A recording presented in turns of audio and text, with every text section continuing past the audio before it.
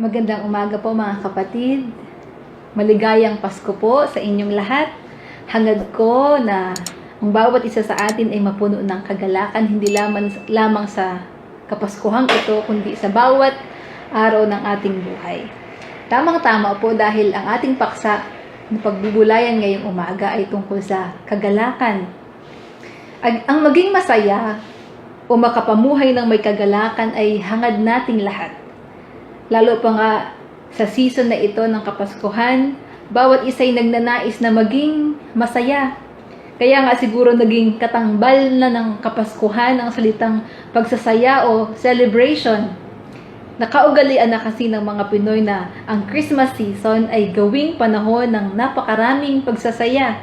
Nariyan ang kabi-kabilang Christmas party at reunion dahil gusto nating samantalahin ang pagkakataon upang magsaya kasama ng ating pamilya, mga kaibigan, kaklase, katrabaho, o kapatid man sa Panginoon. Dinidekorasyonan pa natin ang ating paligid ng makukulay na Christmas lights, Christmas trees, lanterns, at iba't iba pang palamuting pampasko para tulungan tayong maramdaman ang sayang hatid ng Kapaskuhan.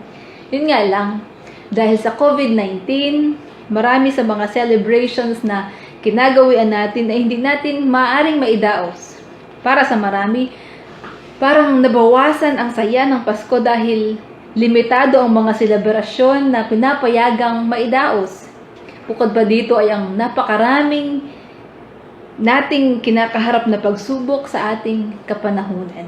Parang lalong anong hirap na masumpungan ang kagalakan. Ang maging masaya pa naman ang pinakahangad ng bawat tao. Gagawin ng tao ang lahat ng paraan para siya'y maging maligaya.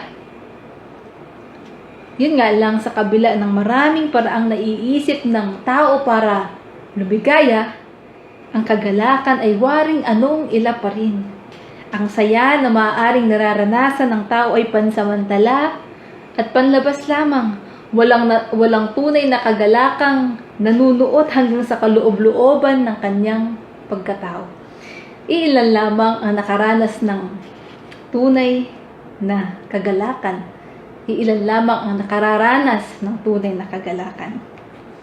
Si Maria po at ang iba pang karakter ng unang Pasko ay nakaranas ng nag-uumapaw na kagalakan.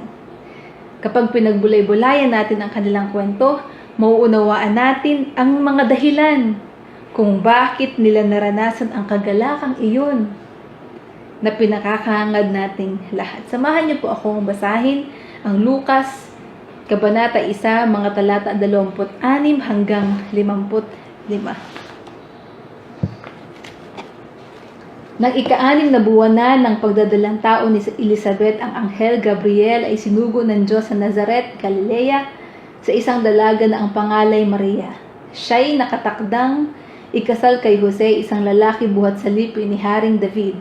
Paglapit ng anghel sa kinaroroonan ng dalaga, binati niya ito. "Matuwa ka, ikaw ay kalugod-lugod sa Diyos," wika niya. "Sumasa iyo ang Panginoon." Nagulumihanan si Maria sa gayong pangungusap at inisip niyang mabuti kung ano ang kahulugan niyon. Kaya't sinabi sa kanya ng anghel, "Huwag kang matakot, Maria, sapagkat kinalulugdan ka ng Diyos. Makinig ka, ikaw ay maglilihi at manganganak ng isang lalaki at siya'y tatawagin mong Jesus. Magiging dakila siya at tatawaging anak ng kataas-taasan. Ibibigay sa kanya ng Panginoong Diyos ang trono ng kanyang amang si David. Maghahari siya sa angkan ni Jacob magpakailanman at ang kanyang paghahari ay walang hanggan." "Paanong mangyayari ito gayong ako'y dalaga?" tanong ni Maria. Sumagot ang anghel, "Bababa sa iyo ang Espiritu Santo at lililiman ka ng kapangyarihan ng kataas-taasan. Kaya't banal ang ipanganganak mo at tatawaging anak ng Diyos. Natatandaan mo ang iyong kamag-anak na si Elizabeth. Alam ng lahat na siya'y baog. Ngunit naglihi siya sa kabila ng kanyang katandaan at ngayon ika-6 na buwan na ng kanyang pagdadalang tao, sapagkat walang hindi mapangyayari ang Diyos." Sumagot si Maria, "Ako'y alipin ng Panginoon, mangyari sa akin ang iyong sinabi." At nilisan siya ng anghel. Hindi nagtagal at si Maria ay nagmamadaling pumunta sa isang bayan sa kaburulan ng Huda. Pagdating sa bahay ni Zacarias, binatiin niya si Elizabeth. Nang marinig ni Elizabeth ang bati ni Maria, nagagalaw ang sanggol sa kaniyang tiyan. Napuspos ng Espiritu Santo si Elizabeth at buong galak na sinabi, "Pinagpala ka sa mga babae at pinagpala rin ang dinadala mo sa iyong sinapupunan. Sino ako upang dalawin ng ina ng aking Panginoon? Sapagkat pagkarinig ko ng iyong bati ay nagagalaw sa tuwa ang sanggol sa aking tiyan. Mapalad ka sapagkat nanalig kang matutupad ang ipinasabi sa iyo ng Panginoon." At sinabi ni Maria, "Ang puso ko'y nagpupuri sa Panginoon at nagagalak ang aking espiritu dahil sa Diyos na aking tagapagligtas, sapagkat nilingap niya ang kanyang abang alipin at mula ngayon ako'y tatawaging mapalad ng lahat ng salinlahi. Dahil sa mga dakilang bagay na ginawa sa akin ng makapangyarihan, banal ang kanyang pangalan. Kinahahabagan niya ang mga may takot sa kanya sa lahat ng salit-saling lahi. Ipinakita niya ang lakas ng kanyang mga bisig. Pinangalat niya ang mga palalo ang isipan. Ibinagsak niya ang mga hari mula sa kanilang trono at itinaas ang mga nasa abang kalagayan. Binusog niya ng mabubuting bagay ang mga nagugutom at pinalayas niyang wala ni anuman ang mayayaman. Tinulungan niya ang kanyang bayang Israel bilang pagtupad sa pangako niya sa ating mga magulang, kay Abraham at sa kanyang lahi magpakailanman. Tumira si Maria kina Elizabeth ng may 3 buwan at saka umuwi. Ngayong umaga ay pagbubulayan po natin kung ano-ano nga ba ang pinagmumulan ng kagalakan. Papaano ba natin ito masusumpungan? Kung ito ang pinakahangad ng bawat tao, napakahalaga na malaman natin kung papaano ba ito mapapasa atin. Yun pa nga ang dahilan kung bakit nagkatawang tao ang Panginoong Hesus, upang maranasan natin ang tunay na kagalakan. Una, ang kagalakan ay bunga ng pananahan ng Espiritu Santo. Sa Lucas 1:41 hanggang 44 ay ganito ang sabi, "Nang marinig ni Elizabeth ang bati ni Maria, naggagalaw ang sanggol sa kanyang tiyan. Napuspos ng Espiritu Santo si Elizabeth at buong galak na sinabi, 'Pinagpala ka sa mga babae at pinagpala rin ang dinadala mo sa iyong sinapupunan. Sino ako upang dalawin ng ina ng aking Panginoon? Sapagkat pagkarinig ko ng iyong bati ay nagagalaw sa tuwa ang sanggol sa aking tiyan.'" Sa oras na napuspos ng Espiritu Santo si Elizabeth, siya'y napuspos din ng kagalakan. Hindi lamang siya ang napuspos ng kagalakan, maging ang sanggol na nasa kanyang sinapupunan. Nang hindi pa nabubuhay na mag-uli at umaakyat sa langit ang Panginoong Hesus, ang banal na Espiritu ay hindi pa tumatahan at nananatili sa mga taong nananalig sa Kanya. Gayunman, ang banal na Espiritu ay aktibo ng nagmiministeryo noon sa mga taong may takot sa Diyos, sa mga lingkod ng Diyos. Naranasan yun ni Elizabeth, ni Maria, at maging ni Zacarias. Kaya kung sila nga ay nakaranas na yun, lalo pa naman tayong maaaring makaranas ng kapuspusan ng banal na Espiritu dahil nang manalig tayo kay Jesus, nanahan sa atin ang banal na Espiritu. Ang pananahan ng Espiritu sa atin ay mananatili. Kaya naman, araw-araw ay posible nating maranasan ang kagalakang dulot ng Espiritu Santo. Kapag lumalakad tayo sa patnubay ng Espiritu Santo, mararanasan natin ang kagalakang kaloob ng Diyos. Ang sabi sa Galatia 5:22, ang bunga ng Espiritu ay pag-ibig, kagalakan. Kung gayon, napakapalad ng mga taong nananalig kay Jesus at pinananahanan ng Espiritu Santo, dahil tayo lamang ang maaaring makaranas ng tunay na kagalakan.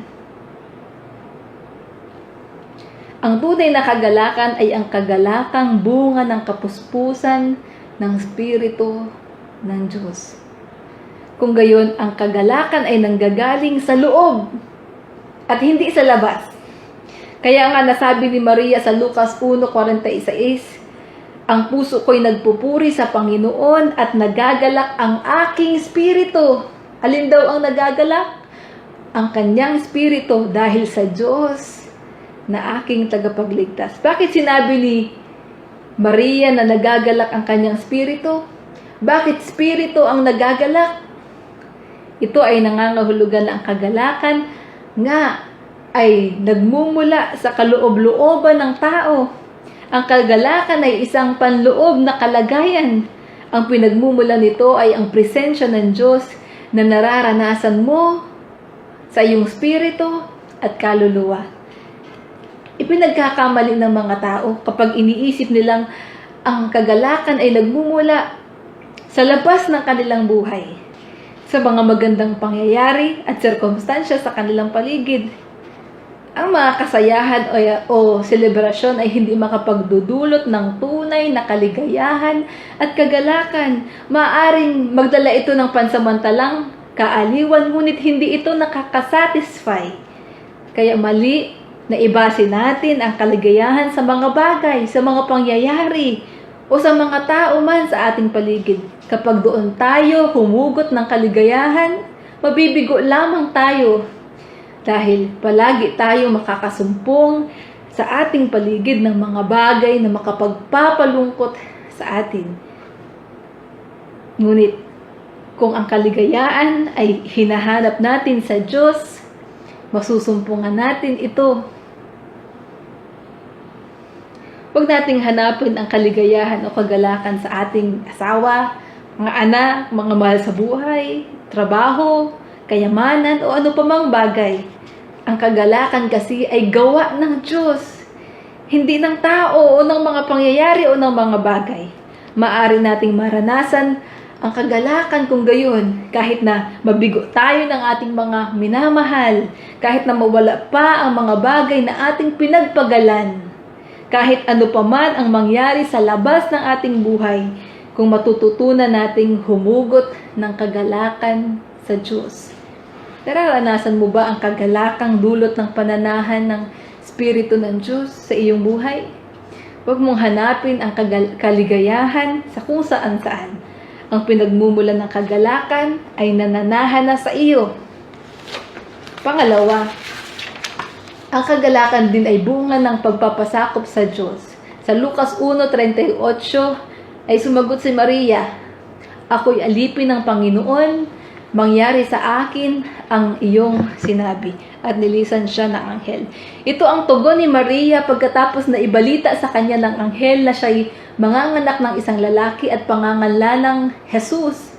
Gayong siya'y isang dalaga. Hindi pa man lubos na nauunawaan ni Maria kung papaano mangyayaring siya'y magdadalang tao, kung anong ibig sabihin ng lililima ng Espiritu Santo, kung kaya't ang kanyang ipanganganak ay banal. Niyakap niya kung ano ang nilalayon ng Diyos na gawin sa pamamagitan ng kanyang buhay. Nang pumayag si Maria na mangyari sa kanya kung anuman ang ninanais ng Diyos, bagaman di pa niya lubos na nauunawaan ang mangyayari sa kanya, nagsimula siyang tahakin ang buhay na punong-puno ng kagalakan. Kung hindi hinayaan ni Maria na mangyari sa kanya kung ano ang kalooban ng Diyos, hindi niya mararanasan ang gayong klaseng at ganong kalaking kagalakan. Mga kapatid, habang niyayakap natin ang kalooban ng Diyos, napupuno ng kagalakan ang ating buhay. Habang nilalabanan naman natin ang kalooban ng Diyos, nagiging mairap ang kagalakan. May mga pagkakataong mahirap ang ipinagagawa ng Diyos, maging ang mga bagay na niloloob niyang mangyari. Sa simula, hindi natin maunawaan kaya madalas hindi natin magawang lubos na magpasakop sa Diyos. Napakaganda na ng buhay, ng takbo ng buhay ni Maria, hindi po ba? Siya'y nakatakda ng ikasal kay Jose, ngunit dumating ang anghel na may dalang nakagigimbal na balita. Ang sabi ng anghel, huwag siyang matakot. Ngunit talagang nakakatakot iyon. Nang panahon kasing iyon, kapag nalaman ng mga tao na ang isang babae nagtaksil sa kanyang asawa o mapapangasawa, babatuhin siya hanggang sa mamatay. Hindi lamang kahihiyan ang nakataya, kundi maging ang kanyang buhay. At papaano niya ipaliliwanag kay Jose ang mga bagay na iyon? Sa kanyang minamahal, papaano niya ipaliliwanag iyon? Hindi kaya sumagi sa kanyang isip ang mga bagay na iyon, gayon man handa siyang tanggapin kung ano man ang nilalayo ng Diyos sa kanyang buhay. At hindi niya pinagsisihang nagpasakop siya sa kalooban ng Diyos. Naranasan niya ang kagalakang bunga ng pagpapasakop sa Diyos. Madalas, hindi nagpapasakop ang tao sa Diyos dahil iniisip niyang aalisan siya nito ng kaligayahan. Hindi kasi palaging madali ang hinihingi ng pagsunod sa Diyos. Ngunit ang totoo, nais ng Diyos na magpasakop tayo sa Kanya, hindi dahil tayo pinagkakaitan niya ng kaligayahan, kundi upang matamo natin ang tunay na kagalakan. Ang Diyos ay hindi hadlang sa ating kaligayahan. Siya nga ang dahilan, siya pa nga ang dahilan, o siya pa nga ang daan sa kaligayahan at kagalakan. Akala lamang natin tayo magiging maligaya kung susundin natin ang ating mga sariling ninanais.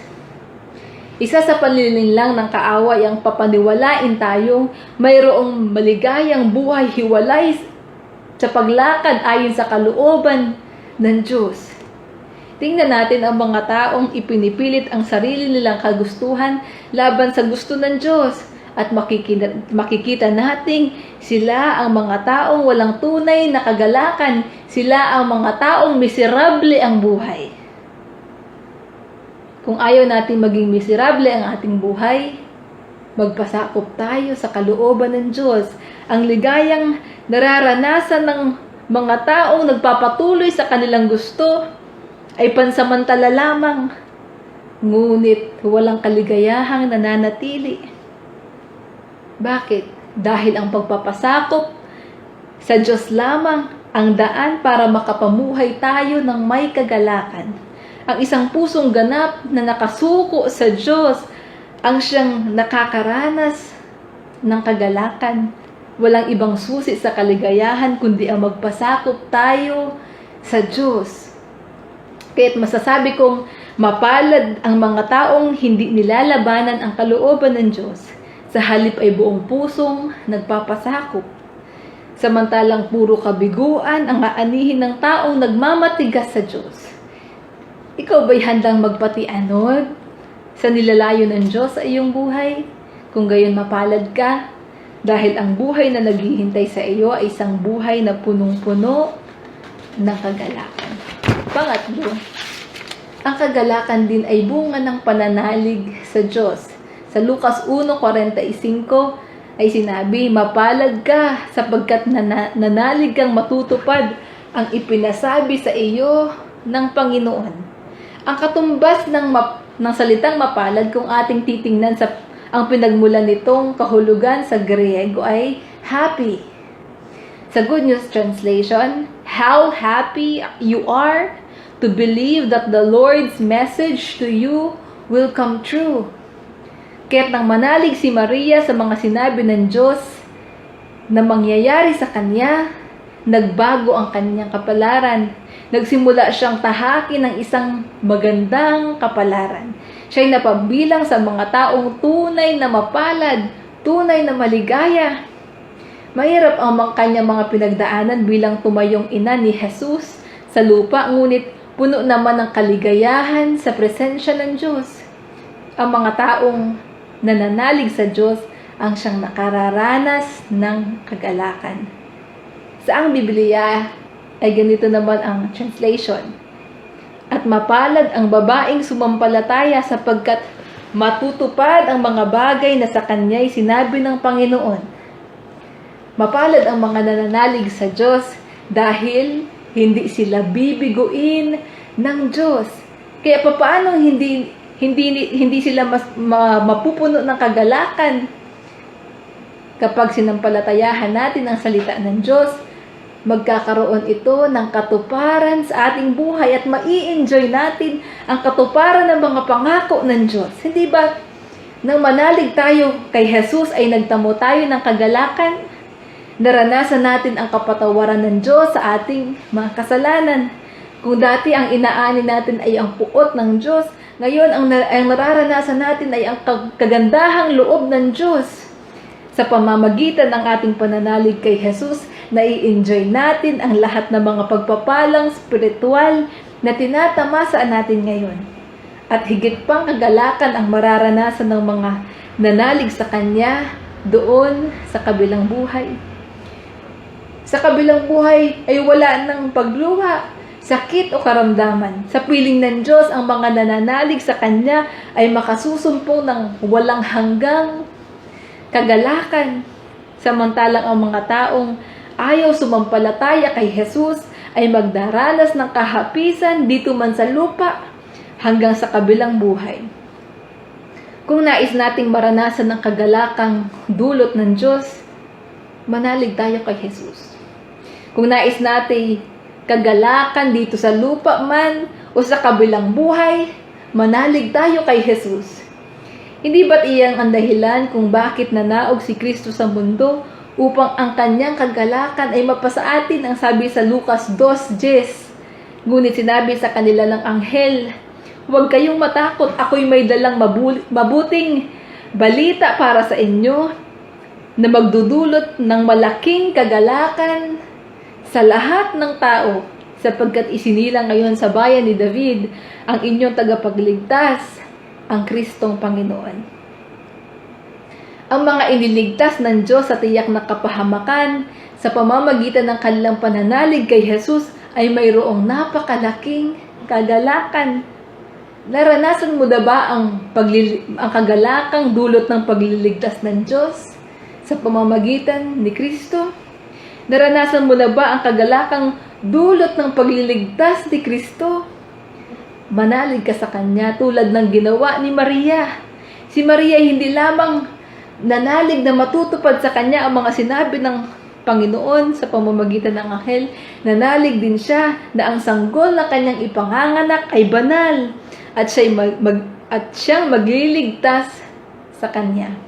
Ang sabi niya sa verse 47, nagagalak ang kanyang spirito dahil sa Diyos na kanyang tagapagligtas.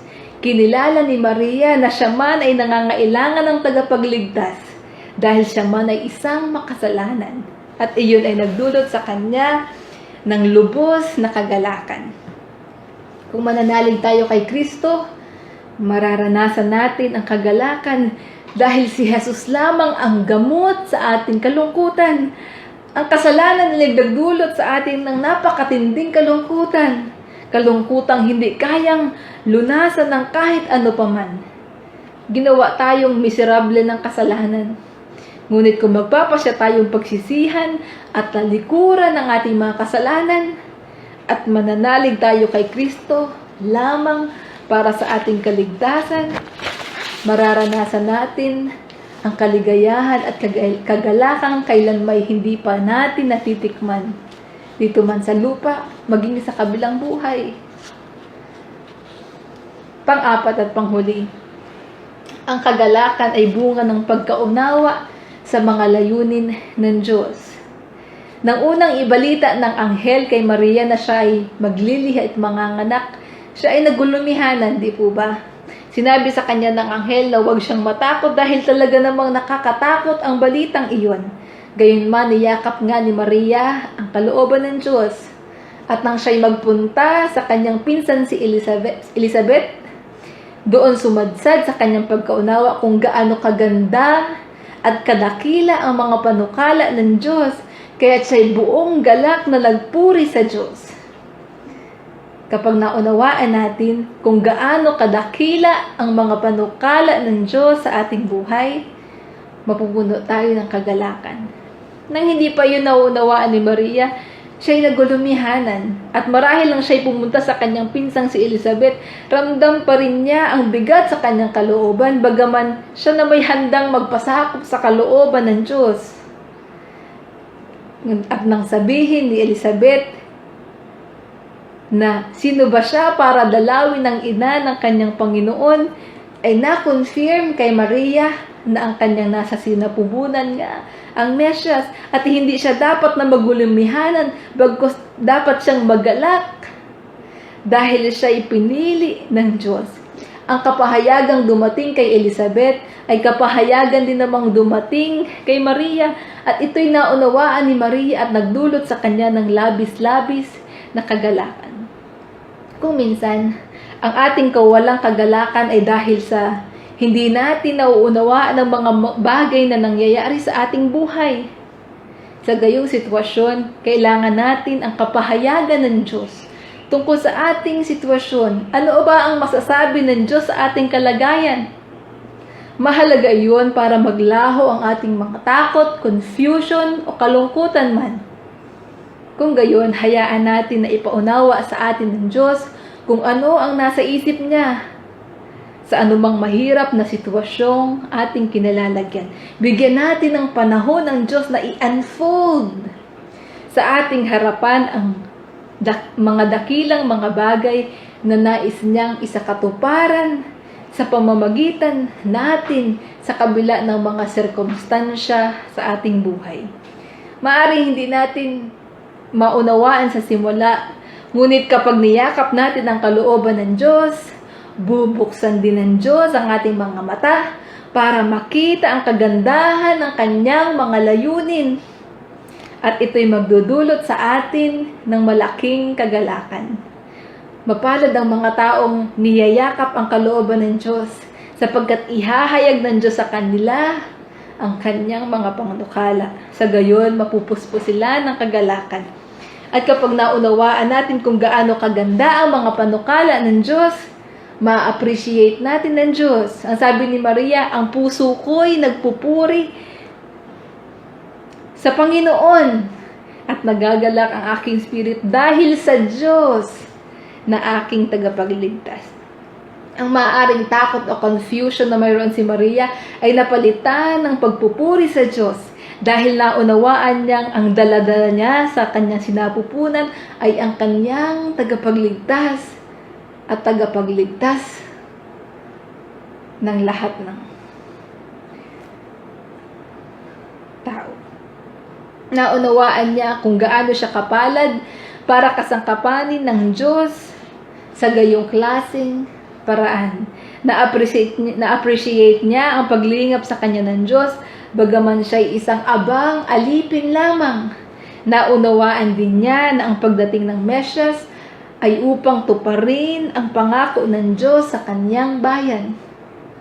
Yung dating pag-aalala ay napalitan ng pagkamangha nang maunawaan niya ang ginagawa ng Diyos sa kanyang buhay at hindi lamang sa kanyang buhay kundi maging sa bayan ng Diyos.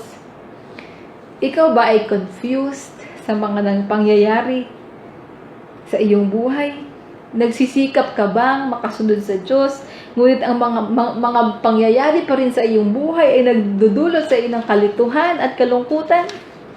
Hayaan mong buksan ng Diyos ang iyong paningin sa mga dakilang mga bagay na ginagawa niya sa iyong buhay. Maaring hindi natin malaman ang kabuuang plano ng Diyos sa buhay natin at sa mga sitwasyong ating kinalalagyan. Ngunit maaari niyang ihayag sa atin kung ano ang kanyang ginagawa sa ating buhay. Ipababatid niya sa atin ang kanyang pananaw sa mga bagay na nangyayari sa ating buhay at kapaligiran. Ang malamang ang Diyos ay aktibong gumagawa sa ating buhay at isinasakatuparan ang kanyang mga layunin para sa ating ikabubuti ay sapat na para mapawi ang ating kalungkutan. Sa awit chapter 73 ay ikinukwento ng sumulat kung papaanong siya'y halos mabuwal na sapagkat di niya maunawaan kung bakit Kung sino pa ang masasama, ay parang sila pa ang nananagana.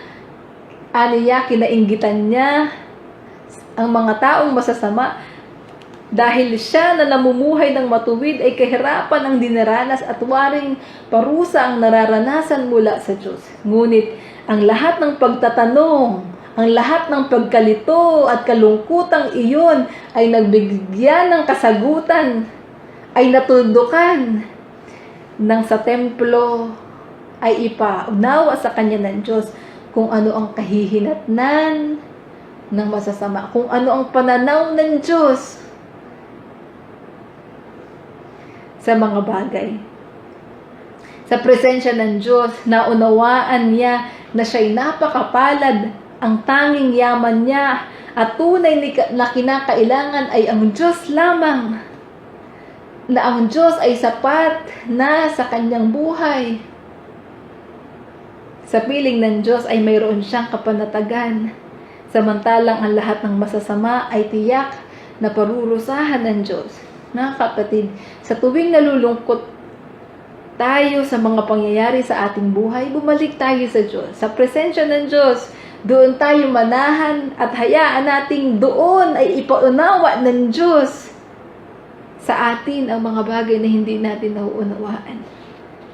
Sa gayon, mananauli ang ating kagalakan at kalakasan. Nakapangihina ang kalungkutan. Tama po, di ba? Kaya naman sinabi sa Biblia, sa Nehemiah chapter 8 verse 10, "The joy of the Lord is your strength." Ang kagalakan ng Diyos, ang ating kalakasan. Kapag tayo'y puno ng kagalakan ng Diyos, ang ating buhay espiritual ay nagkakaroon din ng kalakasan. Hayaan nga nating ang kagalakang mula sa Diyos ay mapasa atin at mananauli sa atin ang kalakasang spiritual. Ano man ang umaagaw ng ating kagalakan, e dalhin natin sa presensya ng Diyos. Ang sabi sa Awit chapter 16 verse 11, "Ituturo mo ang landas na buhay ang hahantungan. Sa piling mo'y madarama ang lubos na kagalakan. Ang tulong mo'y nagdudulot ng ligayang walang hanggan." Sa piling lamang ng Panginoon natin, mararanasan ang lubos na kagalakan at ang ligayang walang hanggan. Gusto ba natin, mga kapatid, yun? Ang kagalakang lubos-lubos, todo, at walang katapusan. Yun ang gusto natin. At yun ay mararanasan natin sa piling ng Diyos, sa presensya ng Diyos. Huwag nating hayaang hindi ito mapasa atin. Hindi na natin kailangan pa kung saan-saan at kung kani-kanino hanapin ang kaligayahan. Ang kaligayahan ay tanging sa Diyos lamang natin masusumpungan. Ang kagalakan ay hindi maaaring maranasan ng tao hiwalay sa Diyos. Ang masumpungan ng Diyos ay ang masumpungan din ang kagalakan. Sa pasimula ay sinabi kong nanaog si Kristo sa mundo upang mapasa atin ang kanyang kagalakan. Nais nga ng Diyos na maranasan natin ang kagalakan. Anyayahan natin ang Espiritu Santo na puspusin ang ating buhay. Isantabi natin ang mga bagay na humahadlang para mangyari iyon. Mamuhay tayo ng ayon sa patnubay ng Espiritu at mararanasan natin ang kagalakan. Lumakad tayo ayon sa kalooban ng Diyos. Magpasakop tayo sa kalooban ng Diyos. Manalig tayo kay Jesus at piliin natin ang palaging manahan sa kanyang presensya. Sa gayon, ang kagalakan ng Diyos ay palaging mapapasa atin, anuman ang maging karanasan natin sa buhay. Maligayang Pasko po muli, hangad ko po ang kagalakan at kaligayahan na pumuno sa inyong buhay.